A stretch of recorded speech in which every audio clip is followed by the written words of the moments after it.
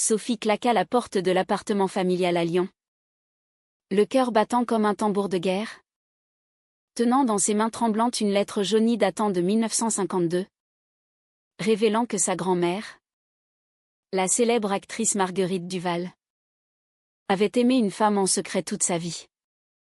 Cette découverte, faite par hasard dans un grenier poussiéreux, la propulsa dans un tourbillon d'émotions, joie d'une connexion inattendue avec son propre amour pour les femmes, mais horreur face à l'héritage caché que la famille avait enterré sous des couches de mensonges. À 28 ans, Sophie, graphiste indépendante à Paris, se sentit trahie par sa propre identité. Car pour réclamer cet héritage, un journal intime, des films inédits et une fortune modeste, elle devrait affronter sa mère conservatrice, qui avait toujours nié l'évidence. Et peut-être nié sa propre relation avec Élise, sa compagne depuis 2 ans. Ce soir-là, dans le train qui la ramenait à Paris, Sophie relisait la lettre pour la 10e fois. Ma chère aimée, ton amour me consume, mais le monde nous condamne, écrivait Marguerite à sa maîtresse, une réalisatrice obscure nommée Colette. Les mots dansaient devant ses yeux, écho de ses propres luttes. Élise l'attendait à la gare, avec son sourire habituel qui apaisait tout. Mais Sophie savait que cette révélation changerait leur vie. Élise, professeure de littérature de 30 ans, blonde aux yeux bleus pétillants, avait toujours été le pilier de Sophie. Leur amour naît d'une rencontre fortuite dans une librairie du Marais. Mais maintenant, avec cette lettre, Sophie se demandait si elle pouvait partager ce secret sans risquer de tout perdre. Arrivée chez elle, un petit appartement cosy rue de Rivoli, Sophie posa la lettre sur la table basse. Élise, en train de préparer un thé, se tourna vers elle avec curiosité. Qu'est-ce qui te tracasse? Ma chérie? Tu as l'air d'avoir vu un fantôme. Sophie hésita. Puis se lança, ma grand-mère. Elle était comme nous. Lesbienne. Et la famille l'a effacée. Élise s'assit, les yeux écarquillés, et prit la main de Sophie. Ensemble, elles lurent les pages jaunies, découvrant une histoire d'amour passionné dans le Paris d'après-guerre, où Marguerite, star montante du cinéma français, avait dû cacher sa relation avec Colette pour éviter le scandale. Mais ce n'était pas tout, la lettre mentionnait un coffre caché contenant des bobines de films expérimentaux sur l'amour féminin, ainsi qu'un testament non officiel léguant tout à celle qui osera vivre librement. Le lendemain matin, Sophie décida d'enquêter. Elle contacta un historien du cinéma, un vieil ami de son père décédé, qui confirma l'existence de ces films. Marguerite était une pionnière? Mais les studios l'ont blacklistée quand des rumeurs ont circulé. Elle a vécu recluse jusqu'à sa mort en 1985. Sophie sentit une vague de colère monter. Sa mère, Claire, veuve et pieuse catholique, avait toujours idolâtré Marguerite comme une femme exemplaire, ignorant ou niant sa vérité. Sophie savait que confronter Claire signifierait rouvrir des plaies. Claire avait déjà mal réagi quand Sophie avait fait son coming out à 20 ans, la traitant de « face passagère » et priant pour son salut. Élise, sentant la tension, proposa « Allons à Lyon ensemble. Je serai là pour toi. » Mais Sophie refusa. « C'est ma famille. Je dois y aller seule. » En réalité, elle craignait que la présence d'Élise n'aggrave les choses, révélant leur couple aux yeux critiques de Claire. Ce choix, le premier d'une série de compromis, la rongeait déjà. Dans le train pour Lyon, Sophie imagina les scénarios, Claire niant tout. Ou pire, l'accusant de salir la mémoire de Marguerite. Arrivée, elle trouva Claire dans la maison familiale, entourée de photos de famille où Marguerite souriait. Figée dans une hétérosexualité imposée. Maman. Il faut qu'on parle de grand-mère. Claire leva les yeux de son tricot. Surprise. Sophie posa la lettre sur la table. Claire la lut en silence. Son visage pâlissant. Où as-tu trouvé ça? C'est des calomnies, explosa-t-elle. Sophie insista, c'est son écriture. Elle aimait Colette. Et il y a un héritage caché. Claire se leva. Tremblante. Ta grand-mère était une sainte. Ces rumeurs l'ont tuée.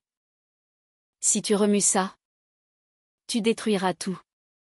La dispute s'enflamma, Claire accusa Sophie d'inventer pour justifier son choix de vie. Tandis que Sophie répliquait que c'était précisément ce déni qui avait forcé Marguerite à se cacher.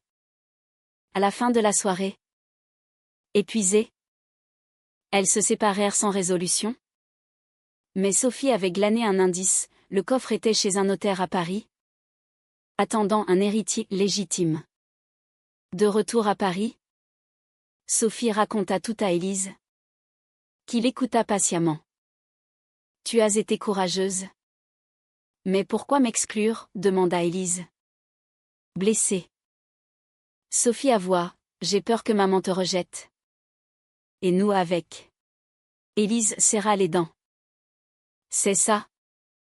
Notre vie. Se cacher pour plaire aux autres. Ce fut leur première vraie dispute. Élise reprochant à Sophie de prioriser la famille sur leur couple. Sophie. Déchirée. Promit de changer. Mais au fond, elle savait que pour accéder au notaire, elle devrait peut-être feindre d'être normale. Le notaire, un homme âgé nommé Monsieur Leclerc, confirma l'existence du coffre. Votre grand-mère a stipulé que seul un descendant acceptant pleinement son legs y compris sa vérité pourrait l'ouvrir. Mais il y a une clause, prouvez que vous vivez selon ses valeurs. Sophie comprit le piège, pour prouver cela. Elle devrait révéler publiquement son orientation, risquant l'ostracisme familial et social. Élise l'encouragea, c'est l'occasion de te libérer. Mais Sophie hésita. Pensant à sa carrière, à ses amis conservateurs, et surtout à Claire. Les jours suivants, la tension monta. Sophie reçut un appel de sa tante, avertie par Claire, qui la menaça de contester tout héritage si Sophie salissait le nom de famille. Élise, de son côté, se sentait de plus en plus isolée, confiant à une amie que Sophie la traitait comme un secret honteux. Sophie, sentant le fossé se creuser, prit une décision impulsive, elle invita Élise à un dîner familial à Lyon, pour tout révéler. Mais en route, doute assaillir Sophie, et si cela détruisait tout? Arrivée à Lyon, le dîner tourna au drame. Claire, voyant Élise, comprit immédiatement. C'est elle? Ta amie, demanda-t-elle d'un ton glacial. Sophie. La voix ferme, répondit, ma compagne. Comme grand-mère avec Colette. Claire explosa en larmes, accusant Sophie de trahison.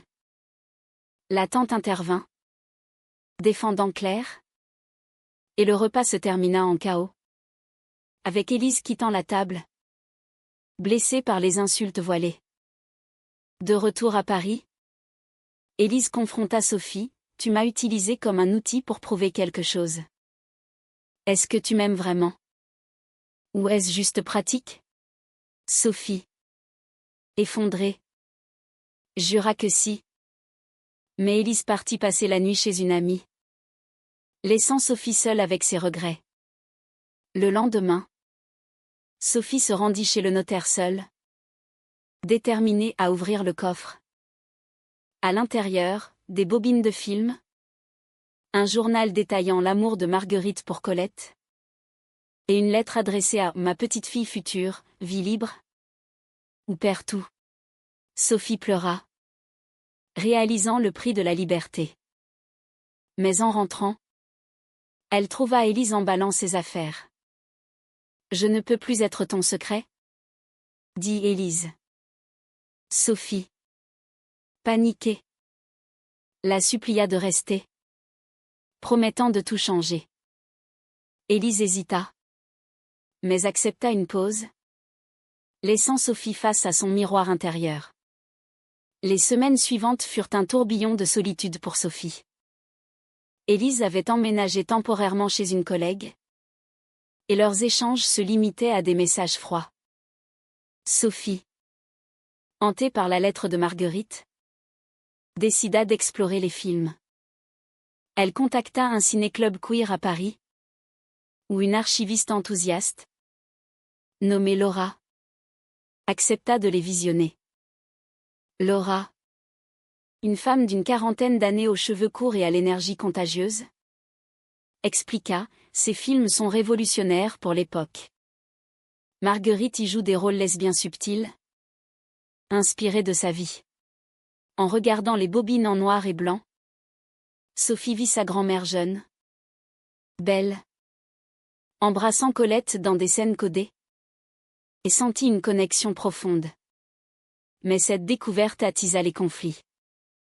Claire appela. Furieuse, j'ai entendu que tu fouilles dans le passé. Arrête. Ou je te renie. Sophie. Pour la première fois. Riposta, c'est toi qui mens depuis des années. Grand-mère méritait mieux. Claire raccrocha. Mais envoya ensuite une lettre larmoyante, avouant avoir su pour Marguerite mais l'avoir cachée pour protéger la famille. Sophie, touchée mais enragée, décida de confronter sa mère en personne. À Lyon, la rencontre fut explosive.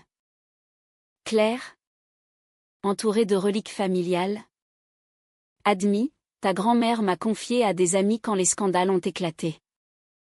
J'ai grandi en niant tout pour survivre. Sophie, émue, vit les cicatrices de Claire, une enfance marquée par le rejet social, des moqueries à l'école. Pour la première fois, elle comprit l'aplomb de sa mère, forgé dans la peur. Mais cela ne résolvait pas tout. Et moi?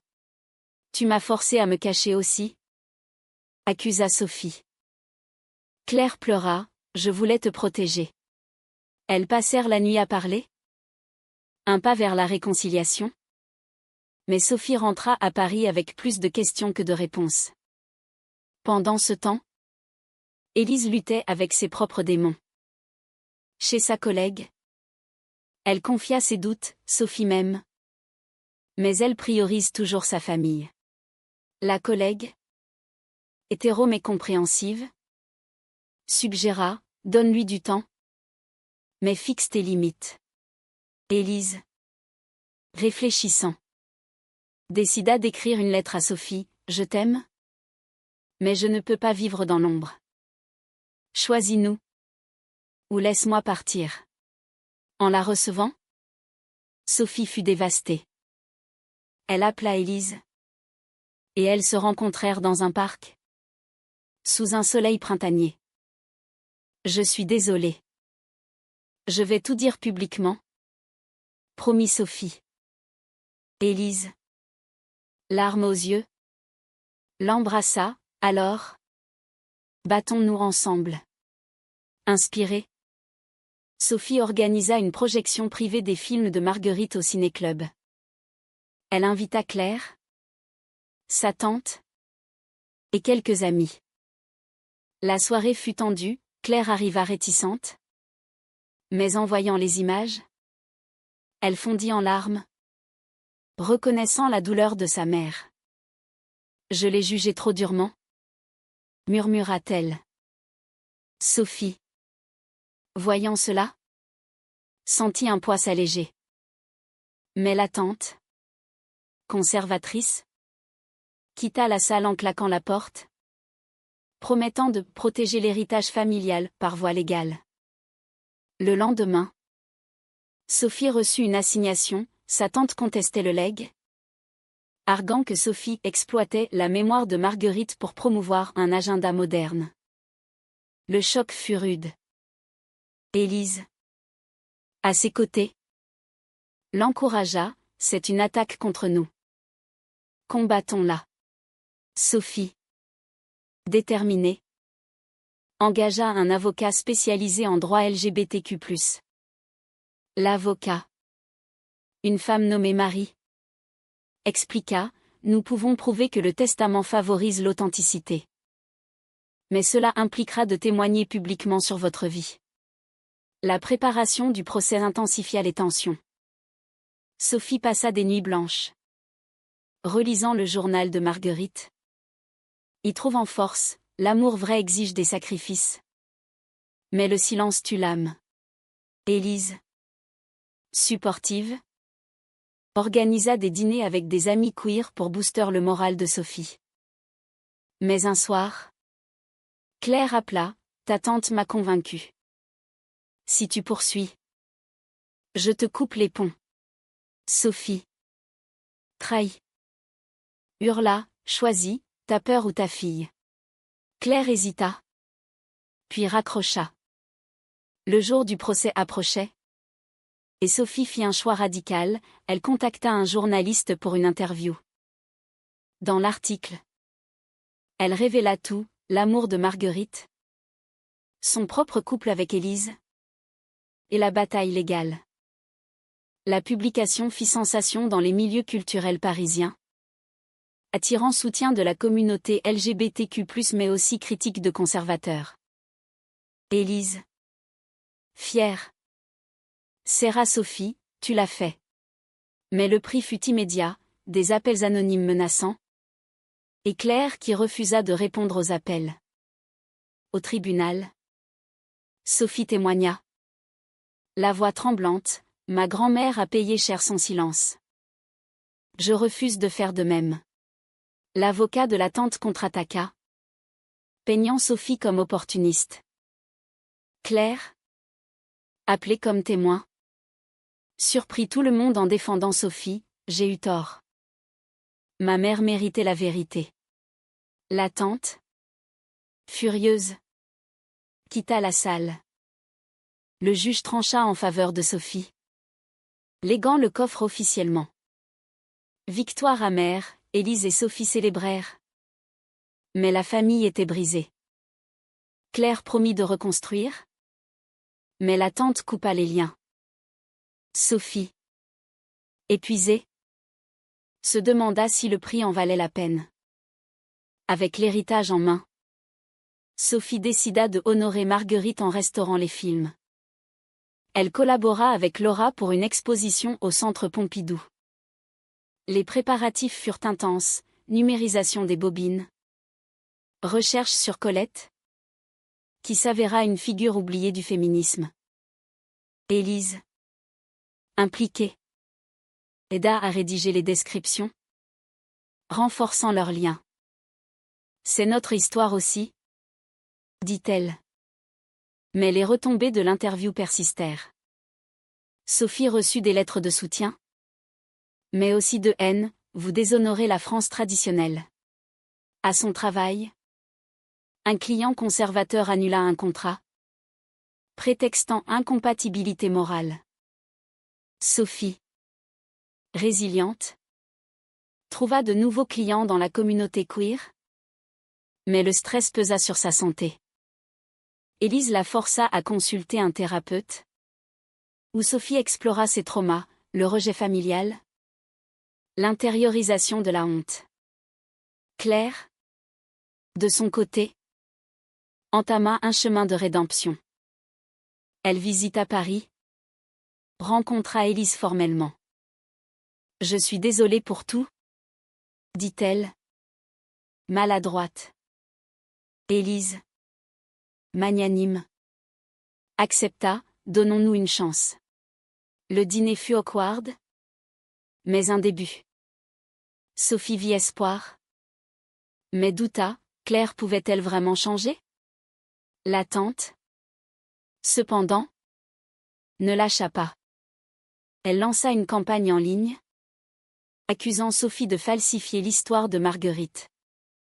Des trolls amplifièrent, et Sophie fut harcelée sur les réseaux. Élise, protectrice, ferma les comptes de Sophie. On affronte ça ensemble. Mais un soir, Élise avoua, ça me terrifie. Et si on perd tout? Sophie, réconfortante. Promis, notre amour est plus fort. L'exposition ouvrit avec succès.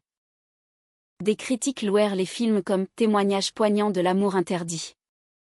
Claire assista, émue, et embrassa Sophie publiquement. Mais la tante sabota, elle envoya des manifestants conservateurs, scandant « Protégeons la famille ». Le chaos éclata, forçant l'évacuation. Sophie, choquée, confronta sa tante par téléphone. Pourquoi tant de haine?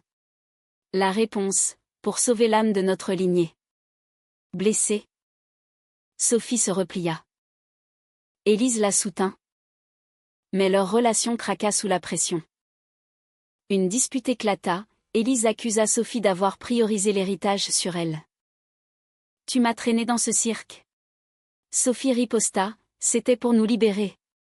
Élise partit en claquant la porte, laissant Sophie effondrée. Seule, Sophie relut le journal de Marguerite. Colette m'a quitté quand j'ai choisi le silence. Paralysée par la peur de répéter l'histoire, Sophie appela Élise. Suppliante. Élise revint, mais posa un ultimatum, choisis la paix, ou on arrête. Sophie accepta, annulant des interviews futures.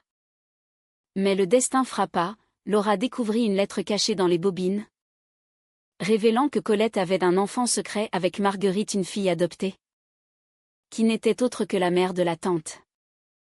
Cela changeait tout, la tante descendait directement de l'amour lesbien. Sophie, stupéfaite, décida de révéler cela pour mettre fin à la guerre. Confrontant la tante à Lyon, avec Claire présente, Sophie présenta la preuve. La tante, blême, nia d'abord, puis s'effondra, je le savais. Mais je l'ai haï pour ça. Claire, choquée, embrassa sa sœur. C'est notre sang. Acceptons-le. La tante, brisée, s'excusa vaguement, promettant de cesser les attaques. De retour à Paris, Sophie et Élise se réconcilièrent pleinement. On a payé cher. Mais on est libre, dit Sophie. Élise sourit, et plus forte. Pourtant, des cicatrices restaient, des amis perdus, une confiance ébranlée. L'exposition reprit, acclamée. Sophie devint une figure mineure dans les cercles LGBTQ+, donnant des conférences sur l'histoire queer du cinéma. Élise, inspirée, intégra des thèmes lesbiens dans ses cours, renforçant leur couple. Claire visita souvent, apprenant à accepter, même participant à une Pride avec elle, un moment émouvant. Mais les ombres persistaient. La tante, bien que calmée, gardait distance, et des rumeurs familiales circulaient. Sophie, en thérapie, affronta ses doutes. Avait-elle forcé le changement au prix de la douleur? Élise, sentant cela, organisa un week-end à la campagne, où elles parlèrent à cœur ouvert. On a sacrifié, mais gagné l'authenticité, conclut Élise. Un twist surgit, un producteur contacta Sophie pour un documentaire sur Marguerite. Excitées, elles acceptèrent, mais le producteur insista sur des détails personnels, leur couple comme fil narratif. Sophie hésita, exposer plus? Élise encouragea, c'est notre vérité. Le tournage commença, révélant plus sur Colette, une militante qui avait fui en Suisse pour échapper aux persécutions. Pendant le tournage, Claire confia un secret: j'ai aimé une femme jeune, mais j'ai choisi la sécurité. Sophie, stupéfaite, vit sa mère sous un nouveau jour une victime du système. Cela approfondit leur lien, Claire devenant alliée. Mais la tante ressurgit, menaçant de poursuivre le documentaire pour diffamation. Sophie, lasse, négocia, en échange du silence. Elle offrit une part de l'héritage. La tante accepta. Mais avec amertume: tu as gagné? Mais à quel prix? Sophie réfléchit: le prix était la fracture familiale, mais aussi la guérison. Le documentaire sortit, acclamé, attirant attention internationale. Sophie et Élise devinrent symboles de résilience. Mais la gloire apporta scrutin, des médias conservateurs les attaquèrent, et Élise perdit un élève dont les parents protestèrent. Élise, blessée, questionna: vaut-il mieux se taire? Sophie, évoluée, répondit: non. Le silence est la vraie prison. Une crise finale, lors d'une projection, un manifestant lança un œuf sur Sophie, criant: perverse. Élise, furieuse, défendit Sophie, mais rentra traumatisée. Je ne sais plus si je peux continuer comme ça. Sophie, paniquée, proposa: on arrête tout. On vit discrètement. Élise refusa, ce serait trahir Marguerite. Elles traversèrent une période sombre, avec thérapie de couple. Là, elles explorèrent les mauvais choix. Sophie avait sous-estimé l'impact sur Élise. Élise avait réprimé ses peurs. Elles émergèrent plus unies, décidant de limiter l'exposition publique. Claire, voyant leur lutte, offrit soutien inconditionnel: je suis fière de toi. La famille, bien que fragmentée, trouva un équilibre fragile. Les mois passèrent, et Sophie publia un livre sur Marguerite, mélangeant biographie et mémoire personnelle. Le lancement fut intime, avec Élise et Claire présentes. Le livre se vendit bien, inspirant d'autres à partager leurs histoires. Sophie sentit enfin la paix, l'héritage réclamé. Non sans cicatrice. Mais un dernier conflit, la tante, lisant le livre, envoya une lettre accusatrice: tu as exposé nos secrets pour la gloire. Sophie répondit: pour la vérité. Pas de réconciliation, mais closure. Avec Élise, elles planifièrent un avenir: mariage civil, adoption peut-être. Claire bénit: vivez comme ma mère n'a pas pu. Leur amour, forgé dans le feu, était indestructible. Pourtant, Sophie se questionnait: avait-elle payé trop cher? Les amis perdus, les nuits d'angoisse, les disputes. Élise rassurait: chaque choix nous a menés ici. Le récit se clôt sur une note réflexive. Sophie, visitant la tombe de Marguerite, murmura: merci pour la leçon. Élise, à ses côtés, serra sa main. Était-ce juste de forcer la vérité au risque de briser des liens familiaux? Ou le silence protecteur vaut-il parfois mieux que la liberté douloureuse?